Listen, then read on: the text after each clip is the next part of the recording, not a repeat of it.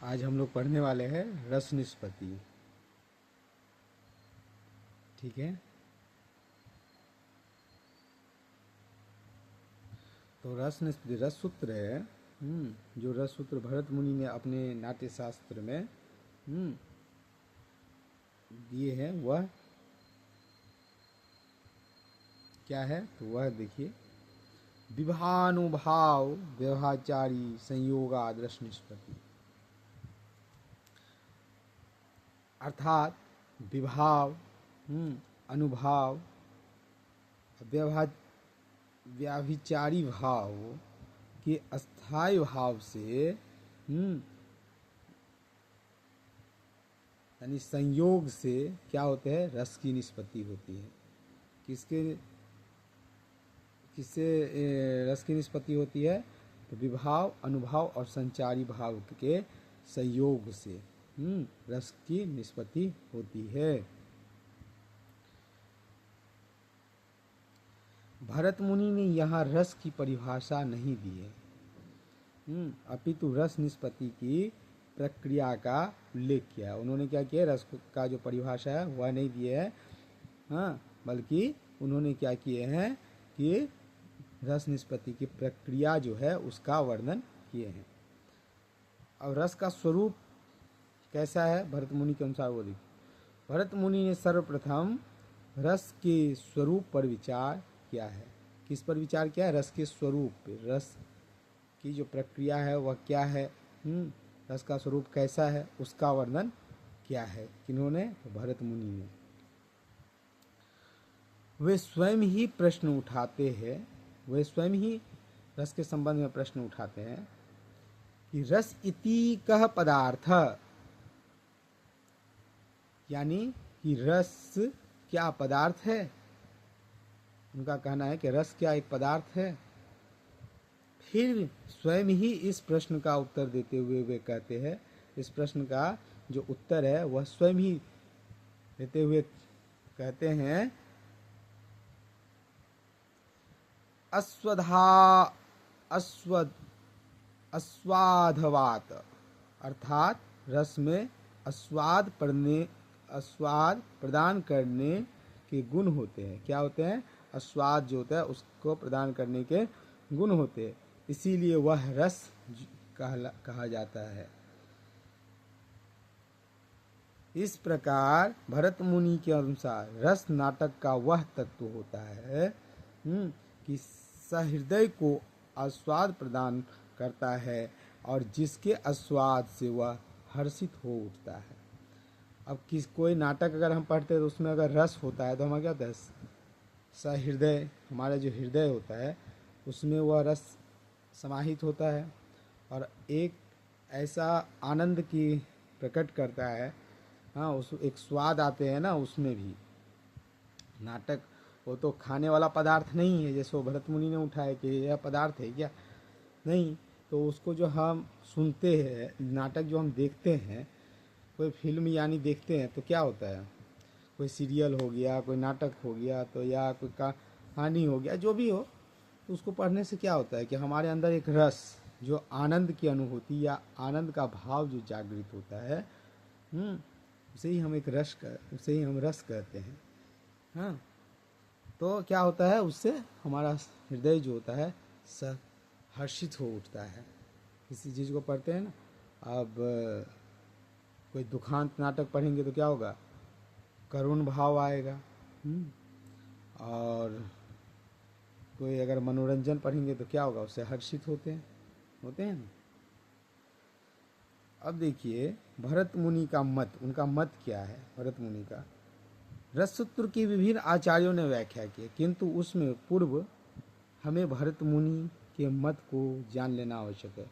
अनेक सारे विद्वान जो है रस निष्पत्ति का, हाँ, उन्होंने रससूत्र का जो है उन व्याख्या की है, लेकिन सबसे पहले हमें भरत मुनि का मत को जान लेना आवश्यक है। इस विवेचन के आधार पर निम्न निष्कर्ष निकाले जा सकते हैं। भरत मुनि के अनुसार रस आस्वाद होता है। आस्वाद होता है, आस्वाद नहीं। रस अपने में कोई अनुमिति नहीं है, अपितु वह अनुभूति का विषय है। रस विषयगत न होकर विषयगत होता है। अस्थायी भाव ही विभावादि के संयोग से रस रूप में परिणत हो जाता है। रस का मूल आधार क्या है? अस्थायी भाव है, जो रस नहीं है, किंतु यह विभादि के संयोग से रस रूप में बदल जाता है। जिसका अस्थायी भाव रस रूप में बदलता है, सहृदय का, कवि का या नायक का, इस प्रश्न का उत्तर देते हुए भरत मुनि कहते हैं कि नायक अभिनेता का अस्थायी भाव ही रस रूप में बदलता है, जो उस समय लोक सामान्य का प्रतिनिधित्व करता है। भरत मुनि रस की व्याख्या विषयगत रूप में करते हैं, विषयगत रूप में करते हैं, विषयीगत रूप में नहीं। अब देखिए आचार्यों के सिद्धांत और दार्शनिक मत। आचार्य भट्टलोलट का सिद्धांत क्या है? उत्पत्तिवाद या आरोपवाद। और इनका दार्शनिक मत क्या है? तो मीमांसा दर्शन। अब श्री शंकुक का सिद्धांत क्या है? तो अनुमितिवाद। और इनका जो दार्शनिक मत क्या है? न्याय दर्शन। भट्टनायक का क्या है? तो भुक्ति या भोगवाद। और इनका जो है दार्शनिक मत क्या है? सांख्य दर्शन। अभिनव गुप्त का क्या है? आचार्य अभिनव गुप्त का सिद्धांत क्या है? तो अभिव्यक्तिवाद। और इनका दार्शनिक सिद्धांत क्या है?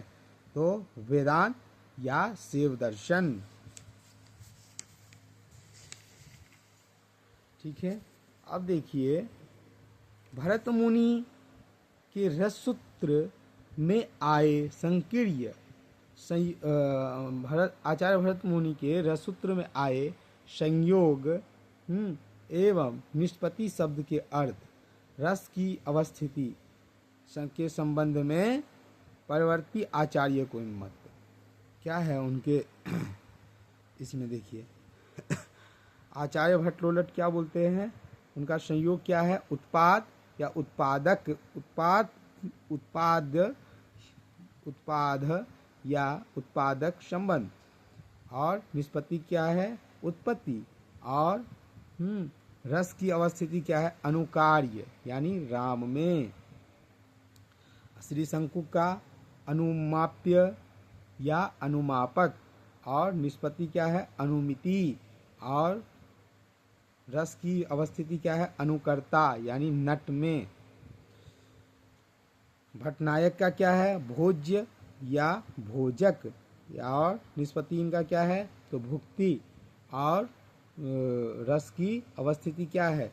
तो प्रेक्षक यानी दर्शक में। अभिनव गुप्त का क्या है? तो व्यंग्य या व्यंजक। हाँ। और निष्पत्ति क्या है इनका? तो अभिव्यक्ति। और इनका रस की अवस्थिति क्या है? सामाजिक यानी सहृदय में। रस सूत्र के व्याख्याता आचार्य भरत मुनि के रस सूत्र में संयोग और निष्पत्ति शब्द की व्याख्या अपेक्षित थी। इस रस सूत्र के प्रमुख व्याख्याता आचार्य 4 है। रस सूत्र के प्रमुख व्याख्याता आचार्य कितने हैं? तो 4 है। इनके नाम और मत इस प्रकार है। कौन कौन है 4 में? देखिए भट्टलोलट, आचार्य शंकुक, भट्टनायक, आचार्य अभिनव गुप्त। भट्टलोलट का मत उत्पत्तिवाद या आरोपवाद कहा जाता है। आचार्य शंकुक का मत क्या कहलाता है? अनुमितिवाद कहा जाता है। आचार्य भट्टनायक के मत को क्या कहते हैं? भुक्तिवाद या भोगवाद कहा जाता है। और आचार्य अभिनव गुप्त के मत को अभिव्यक्तिवाद कहा जाता है। भट्टलोलट का उत्पत्तिवाद। रस सूत्र का प्रथम व्याख्याता आचार्य भट्टलोलट है। इनके मत के अन्य नाम है उपचयवाद, उपचयवाद या आरोपवाद। आचार्य भट्टलोलट के अनुसार, आचार्य भट्टलोलट के अनुसार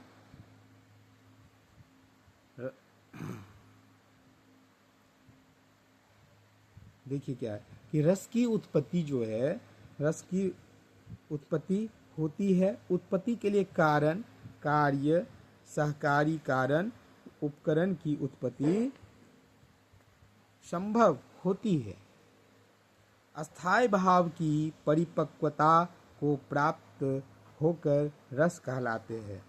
विभाव, अनुभाव एवं संचारी भावों के संयोग से अस्थायी भाव उपस्थित परिपक्व होकर रस कहलाते हैं।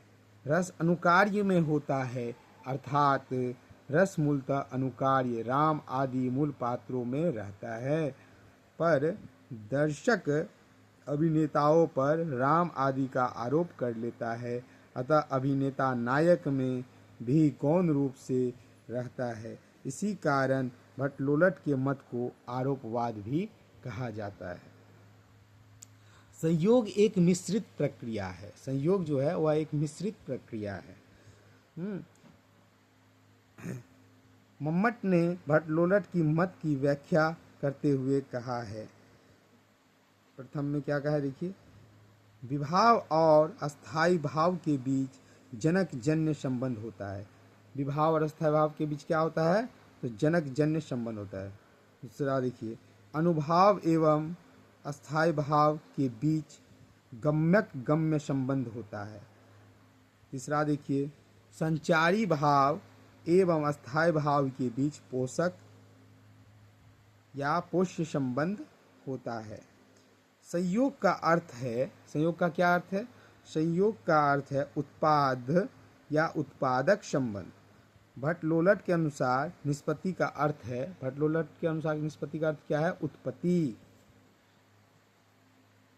भट्टलोलट के मत की आलोचना करते हुए कहा गया है कि रस निष्पत्ति में वे सहृदय का ही कहीं उल्लेख नहीं करते। वास्तविकता यह है कि उन्होंने सहृदय का उल्लेख तो नहीं किया, किंतु उनका अभिप्राय सही था कि सहृदय ही राम आदि का अभिनय करने वाले पात्रों में मूल पात्रों का आरोप करता है और फिर इसी आरोपित पात्र में रस की प्रतीति करता हुआ स्वयं भी रसानुभूति करता है। किंतु यह संभव नहीं लगता, क्योंकि रस ज्ञानगम्य न होकर आस्वादनीय होता है। तब जब तक रीति भाव की अनुभूति सहृदय में नहीं होगी, तब तक वह श्रृंगार रस की अनुभूति किसी अन्य को देखकर नहीं कर सकता। आचार्य शंकुक का अनुमितिवाद, आचार्य शंकुक के जो अनुमितिवाद है उसके संबंध में देखते हैं। रस सूत्र के दूसरे व्याख्याता आचार्य शंकुक है। उन्होंने रस सूत्र की व्याख्या अनुमान प्रमाण के आधार पर की है। इसके आधार पे अनुमान और प्रमाण के आधार पर किए हैं। शंकुक के अनुसार सहृदय नट पर राम आदि पात्रों का आरोप नहीं करता, अपितु अनुमान कर लेता है। इसीलिए उनका मत अनुमतिवाद कहा जाता है। नाट्य शास्त्र के अनुसार प्रतीति 4 प्रकार की होती है। प्रतीति जो होते हैं कितने प्रकार के होते हैं, 4 प्रकार के। जैसे राम को समझना, सम्यक प्रतीति, राम है अथवा राम नहीं है, यह कौन सा प्रतीति होगा, संशयात्मक प्रतीति। राम को कुछ अन्य समझना, मिथ्या प्रतीति। राम जैसा है, सादृश्य प्रतीति। चित्र तुरंग ज्ञान इन चारों प्रतीतियों से भिन्न होता है। चित्र में बने घोड़े को देखकर यह कहना कि यह घोड़ा है, चित्र तुरंग ज्ञान कहलाता है। इसी के आधार पर दर्शक अभिनेता पर राम की प्रतीति कर लेता है। नट की अभिनय कुशलता के कारण इसी अनुमान किए गए पात्र में रति आदि भावों का भी अनुमान कर लेता है। इसी विलक्षण अनुमान को कला प्रतीति कहा जाता है। क्या कहा जाता है? कला प्रतीति। शंकुक का मत है कि रस निष्पत्ति की समुची प्रक्रिया अनुकरण पर आधारित है। हाँ, शंकुक के अनुसार रस की जो निष्पत्ति है वो किस पर है? तो समुची प्रक्रिया अनुकरण पर आधारित है। नट नटी वास्तविक राम सीता के विवाह अनुभाव का अनुसरण करते हैं।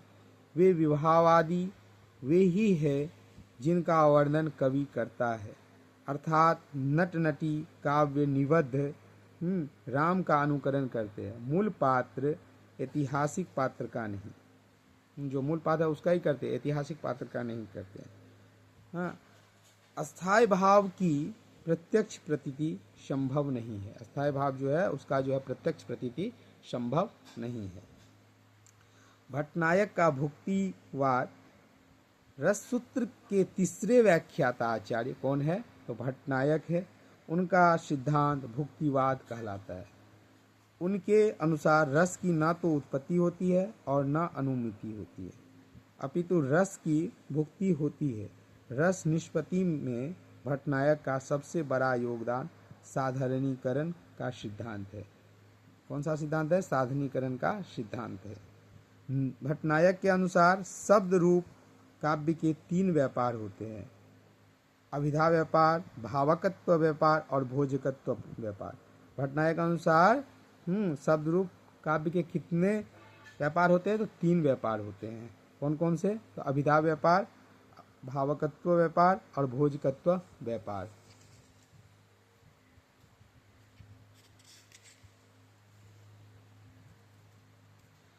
अभिधा का शब्दार्थ समझ में आता है तथा भावकत्व से साधारणीकरण होता है, जबकि भोजकत्व व्यापार में हम साधारणीकृत स्थायी भाव का रस रूप में भोग करते हैं। साधारणीकरण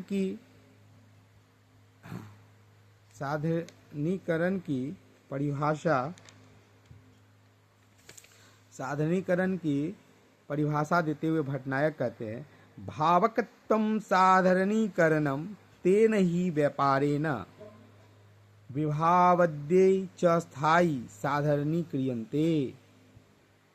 भट्टनायक के प्रमुख मान्यता निम्नवत है। भट्टनायक के भुक्तिवाद का मूल आधार सांख्य दर्शन है। उनके जो मुख्य आधार है भट्टनायक का भुक्तिवाद का मूल आधार क्या है? तो सांख्य दर्शन है। सांख्य दर्शन में प्रकृति को त्रिगुणात्मिका मानकर उसे सत, रज एवं तम से युक्त माना जाता है। सत में प्रीति, रज में अप्रीति तथा तम में विषाद की स्थिति होती है। भट्टनायक के अनुसार रस निष्पत्ति का अर्थ क्या है? भट्टनायक के अनुसार रस निष्पत्ति का अर्थ है भुक्ति तथा संयोग का अर्थ है भोज्य भोजक संबंध। भावकत्व व्यापार से काव्य में वर्णित विभावादि किसी व्यक्ति विशेष के विभाव न होकर सर्वसाधारण के विभावादि बन जाते हैं। इसी प्रक्रिया को साधारणीकरण कहा गया है। साधारणीकरण होते ही समाज के सत्वगुण का उद्रेक हो जाता है तथा रजोगुण एवं तमोगुण का शमन हो जाता है।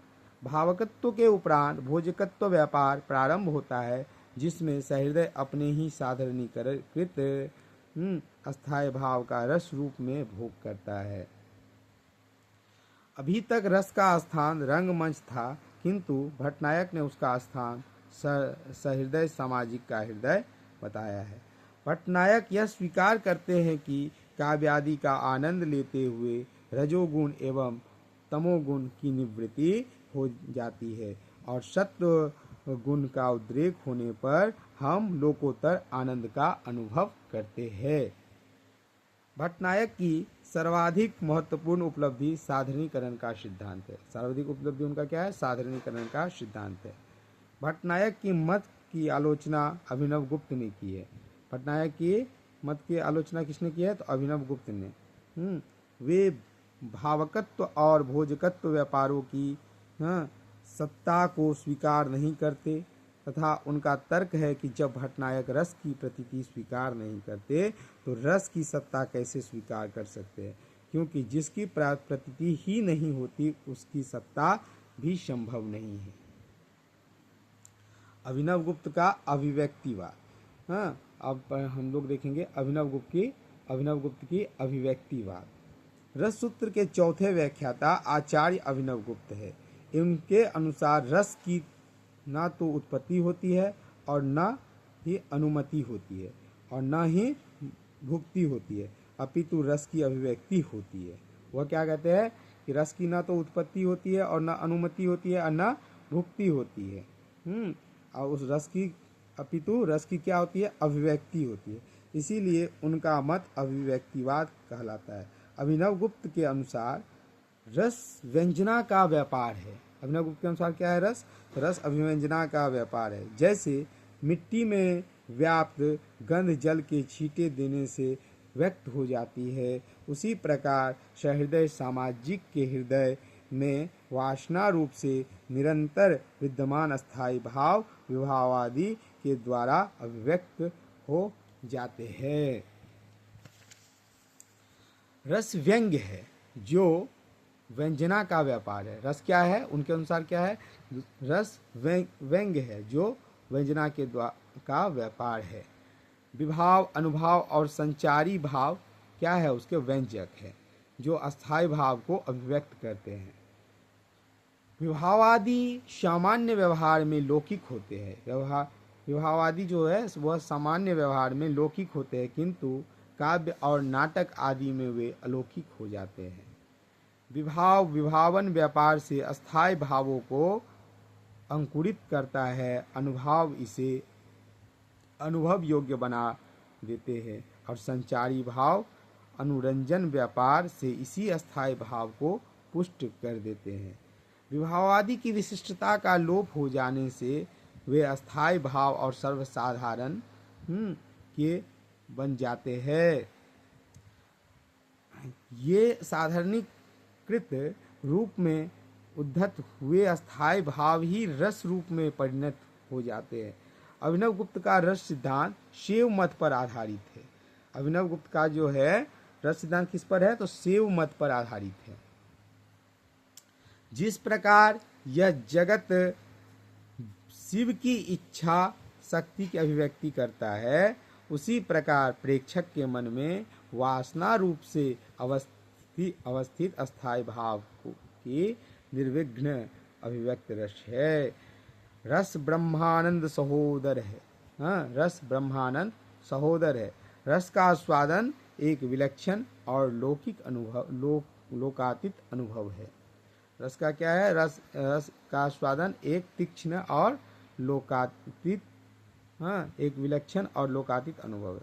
अनुभव अभिनव गुप्त की व्याख्या में रस की सत्ता आत्मगत मानी गई है। रस की सत्ता जो है वो आत्मगत मानी गई है। रस हृदय सामाजिक के हृदय में व्याप्त होता है।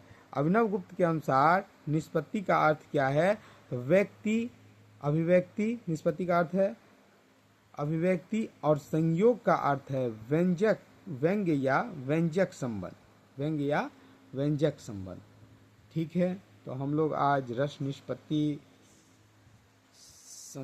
पढ़े हैं और शायद आप लोग को समझ में भी आया होगा। आप लोग हमारे पास समय ना होते हुए भी हम जो है आप लोग के लिए कुछ न कुछ यूट्यूब पे ला रहे हैं। आप लोग प्लीज़ आप लोग वीडियो को शेयर, लाइक एंड सब्सक्राइब कीजिए। अब हम लोग अगले क्लास में क्या पढ़ने वाले हैं? अगले क्लास में पढ़ेंगे साधारणीकरण।